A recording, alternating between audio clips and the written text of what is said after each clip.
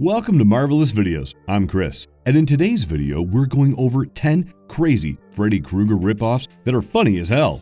All thanks to legendary director, screenwriter, and producer Wes Craven for coming up with the spectacular A Nightmare on Elm Street franchise, which has led to an antagonist Freddy Krueger to emerge as the most omnipresent figure in slasher film history. So it should not come as a surprise when we tell you that several filmmakers have been inspired by the very concept of a dream demon, maybe too inspired. In this video, we are going to throw light on 10 of the craziest Freddy Krueger rip-offs that are hilariously funny. Before we go into our explanation, we have a very small request. If you like our content, please support us by subscribing to our channel. This is a small click for you, but for us, it means a lot. Thank you. Let's begin. Give it to me! You got it, baby. Shocker, 1989. Horace Pinker is a television repairman and a serial killer who is outrageously slaying people in a Los Angeles suburb. Horace is eventually found and sentenced to death by the electric chair. But all hell breaks loose when he does not die. Instead, he becomes pure electricity after making a deal with the devil and soon starts possessing others to continue his heinous crimes.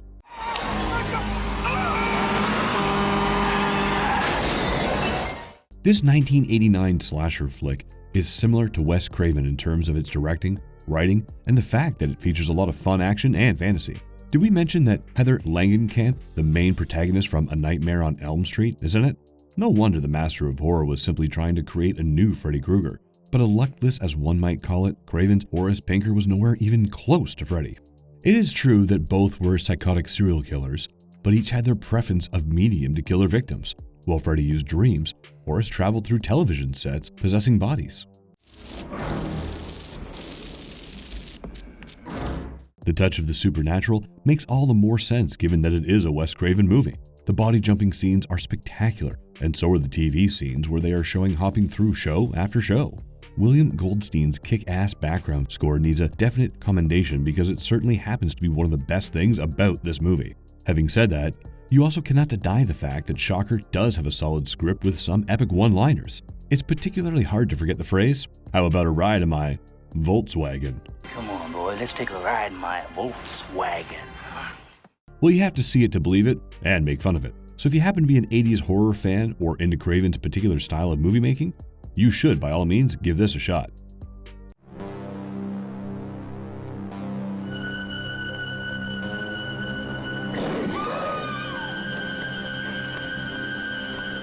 Night Killer 1990. A serial killer donning a Freddy Krueger rubber mask has been terrorizing the beautiful city of Virginia Beach, raping and killing women. Melanie Beck, on the other hand, happens to be his only surviving victim, who despite having seen the face is traumatized to the extent of no longer remembering the brutal violence she suffered in the past. But her memories return when the serial killer shows up, this time to torment her physically. This 1990 Italian horror flick, directed and co-written by Claudio Fragrasso, was promoted unofficially as an entry to the Texas Chainsaw Massacre franchise, despite the fact that the story was not even remotely related to the rest of the series. No! No! Fragrasso had wanted the movie to be a tense psychological thriller with little to no gore. That was how the original film was, but the producers weren't too happy.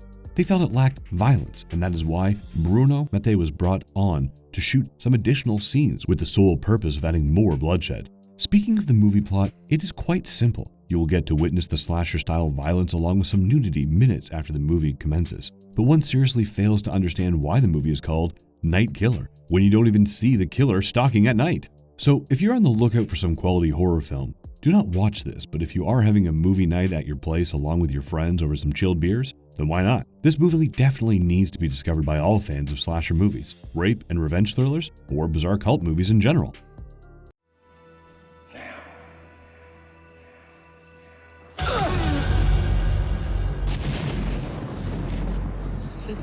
Bad Dreams, 1988. The year is 1975. A sinister religious sect known as Unity Field commits mass suicide by burning themselves up as directed by the psychopathic leader, Franklin Harris. However, a young woman named Cynthia survives but soon falls in a coma. As she wakes up after 13 years at a psych facility, Cynthia is tormented by horrific flashbacks of her childhood at Unity Field. The same journey, but you made us wait all this time while you slept. She soon starts having forbidding reminders of the mass suicide, and people around her begin to die under mysterious circumstances.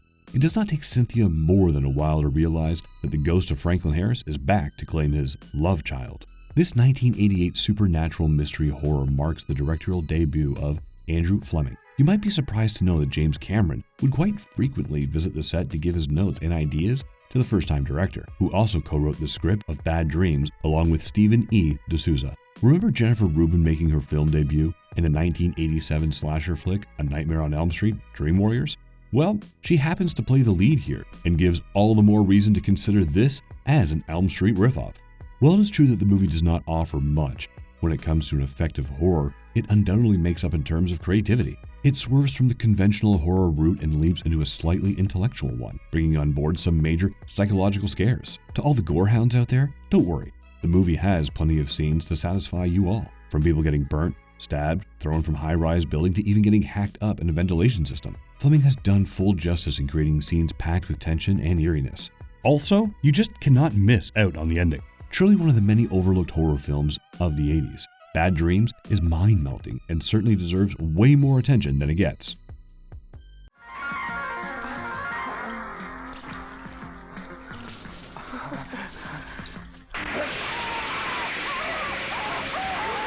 Massacrell, 1994. An evil magician becomes a demon and begins to torment Annetta initially in her dreams and then in real life.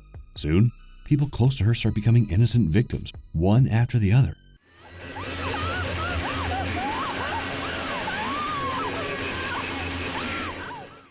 Annetta eventually learns about the origins of Massacrell and manages to fight back with the aid of her father and boyfriend. Co-directed by Sam and Tulsi Ramsey, this 1994 Indian horror flick happens to be an official remake of A Nightmare on Elm Street. Some have even addressed this movie as a reimagination of the first 5 movies of the Nightmare series, which specifically means that it contains bits and pieces of all your favorite franchise moments. Just throw in an inevitable dance number along with a Michael Jackson impersonator, and voila! You have A Nightmare on Elm Street, the Indian version right there in front of you.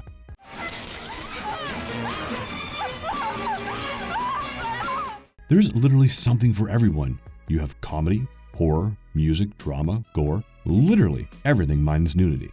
Pay attention to the death scenes in the movie. You will know why people address it as an Elm Street ripoff. Also, the monsters on display tend to be a cheap version of Freddy Krueger, I'll bet one who laughs instead of speaks. Don't miss out his mullet, which kind of gives him a little edge.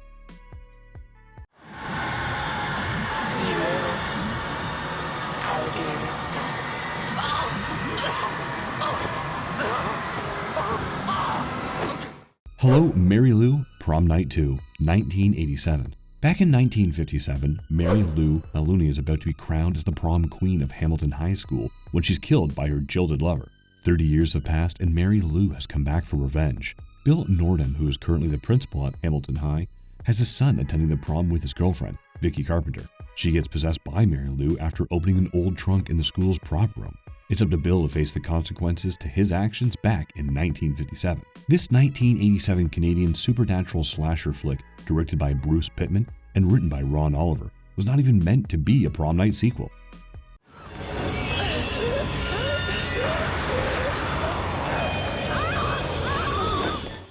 Initially envisioned as a standalone film titled The Haunting of Hamilton High, the narrative of Hello, Mary Lou, Prom Night 2 has no link with the 1980 Prom Night flick outside of both stories taking place in the same high school.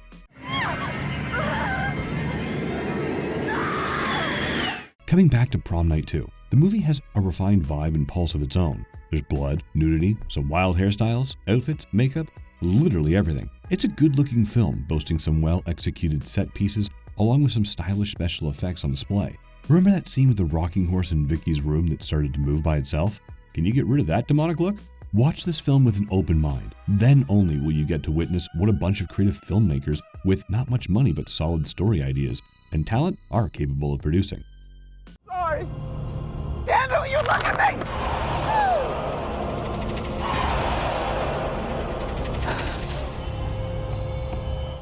The Fear, 1995. A group of dysfunctional young adults decide to spend the weekend at a remote cabin for a psychological experiment called fear therapy. That's where they come across a living wooden mannequin called Morty, who is haunted by an evil spirit capable of turning people's worst nightmares true.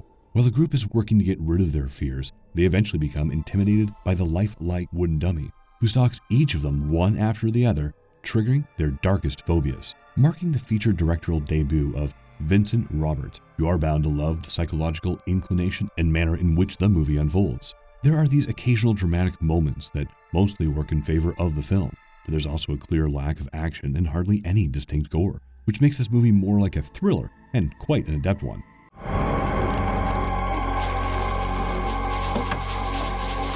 We mentioned the dummy antagonist. It's not that impressive, and you might even be annoyed by the constant squeaking, stretching sound that it makes. But the fact that it scares people until they come face to face with their own fears makes him quite frightening at times. Also, it's pretty much impressive how the director has made use of the concept of total darkness, something that most movies made today don't feature. Watch this movie for the ending and the cameo of Wes Craven. Just don't expect a lot from it.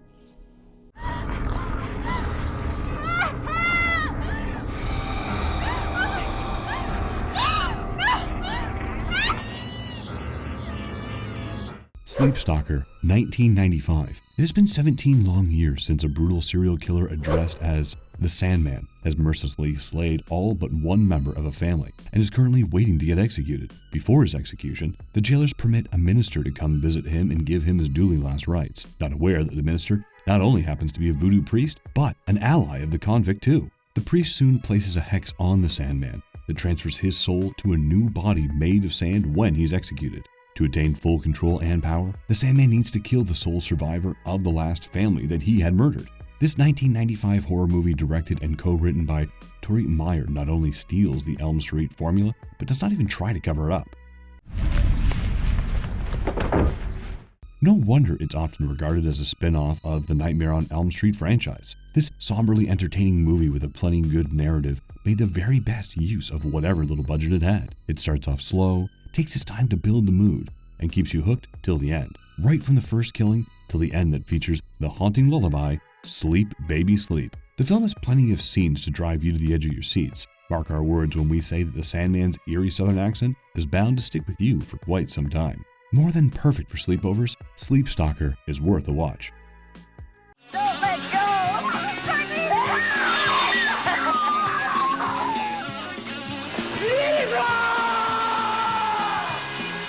Slumber Party Massacre 2, 1987. Courtney Bates, having survived the events of the first film, is now all grown up.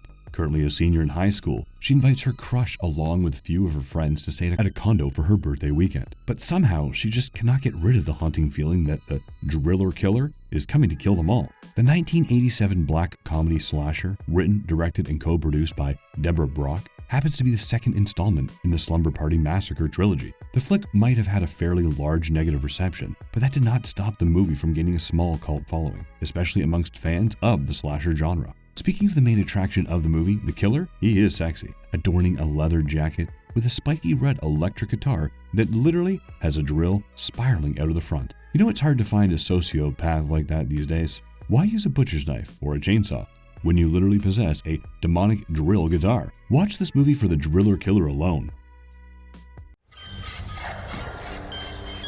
Hey, what's your problem, mister? I didn't say please. Ice Cream Man, 1995.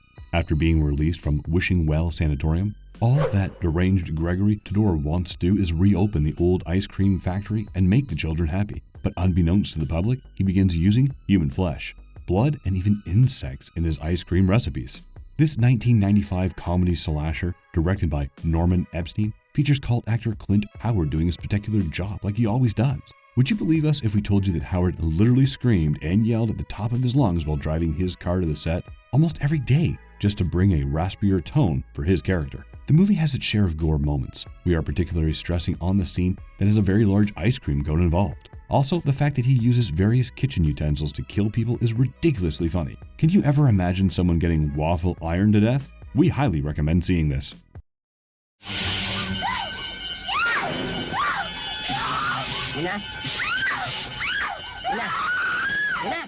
Satan's Bed, 1986. Imagine Elm Street built on an ancient burial ground and a blue-eyed Freddy Krueger in the role of Satan. That is precisely what you get in H. Jute Dalio, 1986 horror flick, Satan's Bed, originally titled Batas Impain Ranjang Seta. Believe us when we tell you that this movie is an Indonesian ripoff of A Nightmare on Elm Street that halfway through decides to go on a poltergeist on its viewers. The movie is conclusively bad, but it's so bad that you might actually like it. Brownie points to people who are fans of all things tacky, ridiculously weird, and crappy at the same time. Satan's Bed has quite a few things on display, which are definitely worth the mention. For starters, the eerie, tense atmosphere with the exploding coffins and levitating skeletons definitely cannot be disregarded. Combined with a flattering background score, a black magic scene towards the end, and of course the dream monster himself. And we recommend that you give this movie a shot at your own risk. And if you liked our content, don't forget to leave a like and subscribe to us if you haven't already. Have a good one and be safe. Thanks everyone. Cooper's busy right now. You're not leaving this house.